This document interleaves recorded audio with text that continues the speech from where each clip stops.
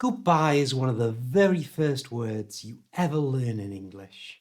You meet someone, you say hello. You leave, you say goodbye.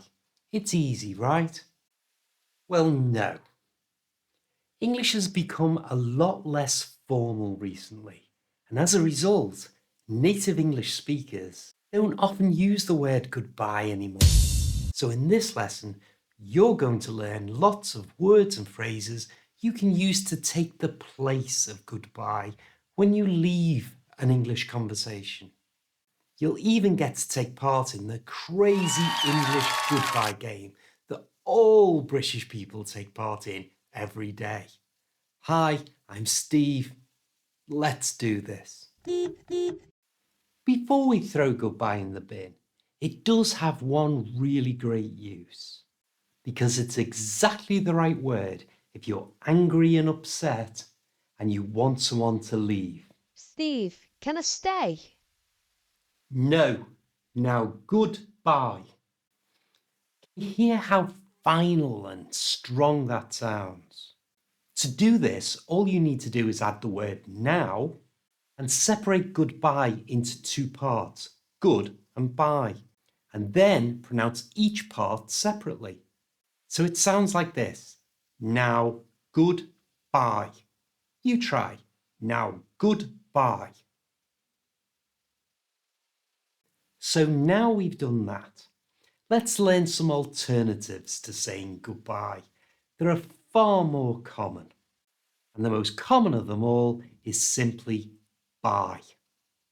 Now, if you're talking to a child, you can put two of these together and it becomes bye bye. Bye bye. You try. Bye bye. But remember, this is for use with children. So I wouldn't say it to you and you wouldn't say it to me, or unless you're a child.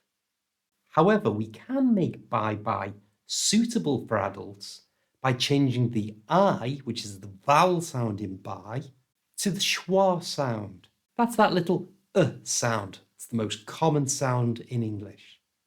There's a detailed lesson on this on the site, but briefly, it's just a little sound. So bye becomes b. The whole thing, bye. You try. Bye. And to say it correctly and naturally, squash it all together and it becomes like a machine gun. Bye-bye. Bye-bye. You try. Bye-bye. And you can use bye-bye for children or adults or anyone. Bye-bye. Our next word is hurrah! And this is a very friendly, casual way of saying goodbye. As you can see, it has two A's, but they're both pronounced differently. The first A is a schwa sound, so it's t, and the second A is R. That sound's made with the tongue flat in the mouth, so it's ta-ra. Ta-ra. You try. Ta-ra. Now we have another common way of saying goodbye, and it's see you. But to pronounce it naturally, we change the oo sound out of you to the schwa sound, and it becomes y. So the whole thing is see ya. See ya. You try. See ya. A common funny reply that you sometimes hear from English people when you say see ya is not if I see you first. You try. See ya.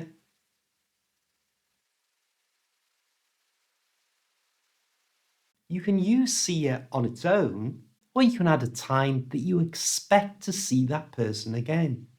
For example, if you think you're going to see that person the next day, you would add tomorrow. So it becomes see you tomorrow.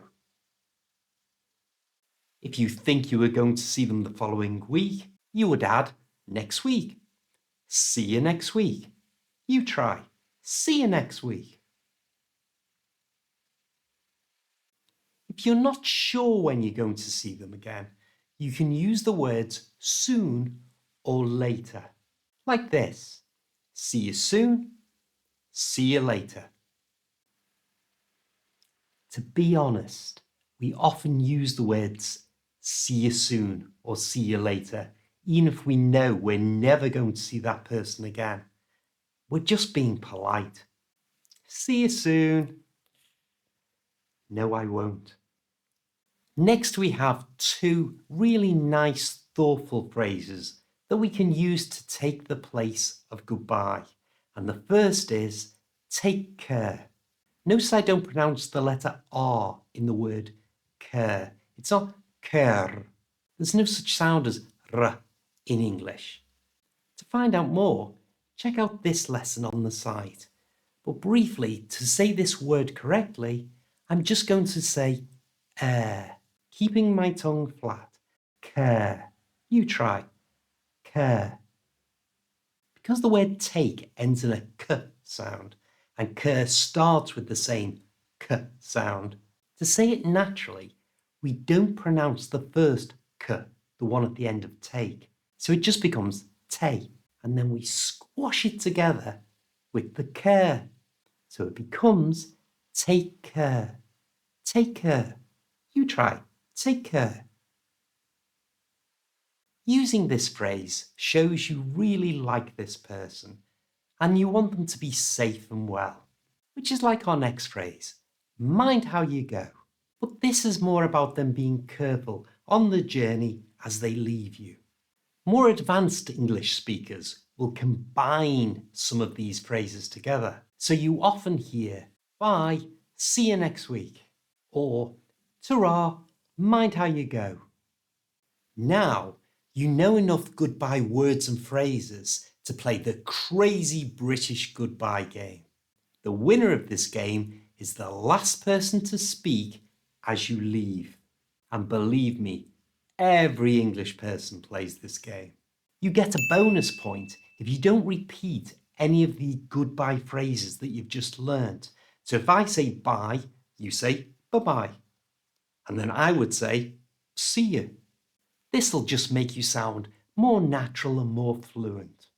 And remember, you can combine one or two of these phrases together. Here's a top tip for when you're using any of these phrases in a real English conversation. You can make them stronger by adding the word then. It makes it seem like it's coming from your heart. So bye is nice, but bye then is much nicer. This means when someone says one of these phrases to you, you can repeat it back. Just add the word then to it. Now listen to the game in action. I've got to go. See you later. Bye. Bye-bye. Bye then. Ta-ra then. See you soon. Mind how you go. Now it's your turn to take me on. Your words will appear on the screen as you need them. I've got to go. Bye. Take care. See you then. Ha, mind how you go. Now you've learned how to say goodbye in a natural way. Click this link to learn how to say hello properly. I'll see you next time.